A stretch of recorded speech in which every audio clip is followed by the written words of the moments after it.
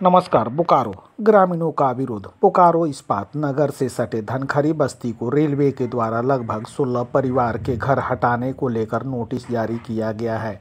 इसको लेकर ग्रामीणों में भारी आक्रोश देखा जा रहा है। ग्रामीणों का कहना है कि हम किसी कीमत पर अपने घरों को खाली नहीं करेंगे, चाहे इसके लिए हमें जो भी कदम उठाना पड़े हम उठाने के लिए तैयार हैं।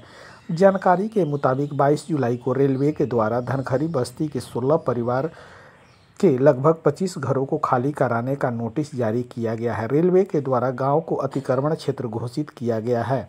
बस्ती से सटे हुए टीटी रेलवे लाइन है जिसमें मालगाड़ी का परिचालन होता है। पूर्व में सिंगल लाइन बनने को लेकर घरों को वहां से हटाने का काम किया गया था, लेकिन वर्तमान समय में रेल लाइन का दोहरीकरण का कार्य चल रहा है। ऐसे में इन बस्ती के घरों को हटाना जरूरी हो गया है, लेकिन ग्रामीणों का कहना है कि हमने बोकारो स्टील और राज्य सरकार को ज़मीन दी है, रेलवे को हम लोग ने ज़मीन नहीं दी है। हम लोग बोकारो स्टील के विस्थापित किए हुए लोग हैं। ऐसे में मुआवजा और रहने के लिए अलग जगह उपलब्ध नहीं कराया गया तब तक हम लोग घर को हटाने का काम नहीं करेंगे। लोगों का कहना है कि ज़रूरत पड़ी तो हम लोग रेलवे पटरी पर सोकर विरोध करेंगे। अब देखना यह है कि ग्रामीणों का यह आक्रोश रेलवे को कितना भारी पड़ता है।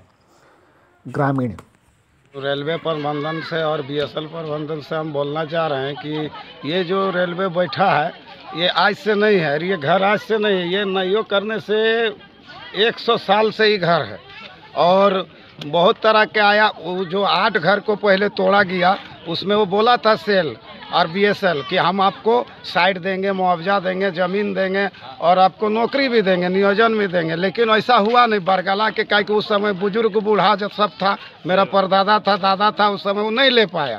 अब हम जब अभी होश में हैं, अभी हमारा जब खुला है, जबकि हम लोग अब लड़ सकते हैं, अब किसी से ले भी सकते हैं, ऐसे हम लोग छोड़ने वाले हैं नहीं।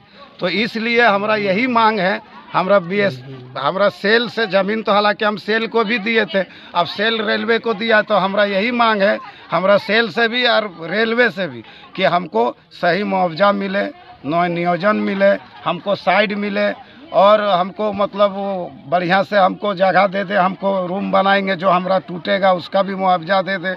और हम यही बोल रहे हैं कि अगर 22 तारीख को बोला है कि हम आएंगे पूरा ताम झाम जेसीबी रेलवे सारा चीज़ फोर्स लेके, तो पूरे गांव का हम लोग विस्थापित, पूरे उत्तरी क्षेत्र का 19 गांव का यहाँ हम ऐलानिया दावत दे रहे हैं, पूरा 19 गांव का विस्थापित आएगा और यहाँ रेलवे में हम लोग सो जाएंगे। उसका जेसीबी जो भी है पॉपलाइन में सो जाएंगे, वो चढ़ा के पूरे गांव को पार करेगा तभी टूटेगा, या तो जान दे देंगे, तोड़ेंगे नहीं। क्या नाम हुआ? मेरा नाम। ये विरोध इसलिए कर रहे हैं कि आज रेल प्रबंधन जो है हमारे यहाँ साल दर साल मतलब एक बार आकर नोटिस कर जा रही है कि आप घर खाली करें। हम घर खाली कैसे करेंगे? यहाँ हमारे पूर्वजों से कई 100 वर्षों से, 1-2 वर्ष में कई 100 वर्षों से हम यहाँ पे रहते हुए आ रहे हैं। आज प्रबंधन, ये रेल प्रबंधन हमारे ज़मीन पे रेल पार करके ले गई है। ये घर हमारा सैकड़ों साल से है। आज ये हमको अतिक्रमण या अवैध बोलता है, ये तो सरासर मैं इसकी कड़े शब्दों में निंदा करता हूँ, क्योंकि यहाँ हमारे बाप दादा पहले से पूर्वजों से यहाँ से रहते हुए आ रहे हैं।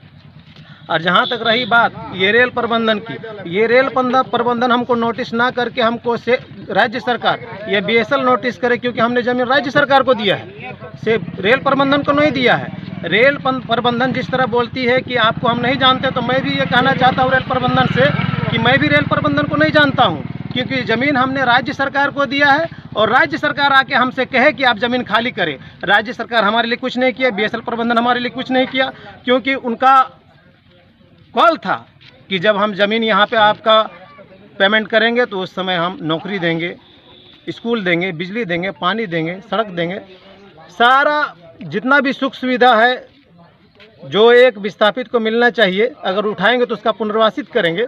हमको कुछ नहीं मिला।